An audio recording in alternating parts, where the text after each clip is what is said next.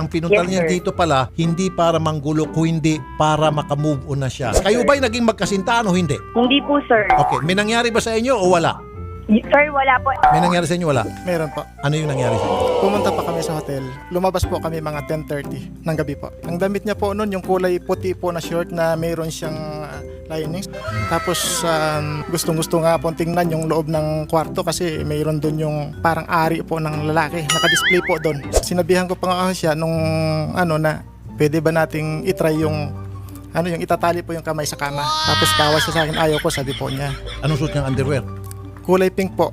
Tinanong ko pa nga po siya Sabi ko, hindi naman ako bumili ng ganyan kasi kung minsan binibilhan ko po yun. Hindi po totoo yan. Yan po yung mga kasinungalingan sinasabi niya. Pati pagbili ng underwear, hindi po ako nagpabili sa kanya ng underwear. Ang gusto lang niya, April, aminin mo na naging kayo and then he will stop.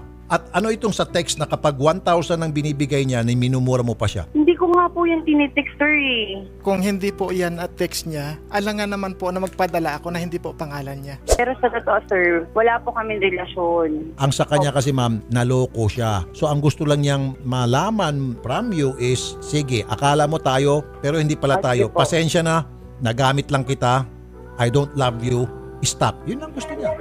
Randy, sorry kung nagamit kita. Kung kala mo tayo, pasensya ka na. Sana tigilan na natin to. Pare-parehas na tayo na gugulo. Ang gusto ko lang mangyari is, dapat sinabi mo noon na may iba kang boyfriend, hindi yung pati ako ginamit mo. Kasi yung boyfriend mo, 2014 pala naging boyfriend mo. Samantalang tayo, 2015. Tapos sabihin mo, wala. Yung anak niya, Sa'yo, no? anak niyo ba yun? Hindi po.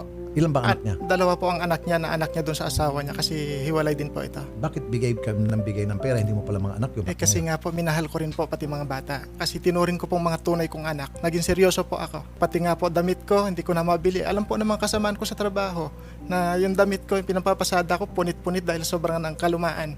At pag nagte-text po siya, Han, pahingi ng ganito, walang yung mga bata. Binibigyan ko po kaagad yon. So anong pakiramdam mo ngayon? Sinabi na ni April, pasensya na Apo. at nagamit kita. Well, sa akin po, magaan na po sa loob ko. Ang ayaw ko lang po ite-text ako na yung style mo, yung pagkatao mong ganyan, sabing ganon. Yung para bang sobrang pangit ko. Kumbaga nasugatan ka na tapos yung sugat mo nilagay ng asin. Totoo po. April, alam mo kung gaano kita may nahal, pati mga anak mo. Ngayon, kung totoo ka dyan sa boyfriend mo ngayon, sana wag mo na lokohin, wag ka naman loko na iba. Dahil, isipin mo may anak ka. Makamove on ka na nga sana.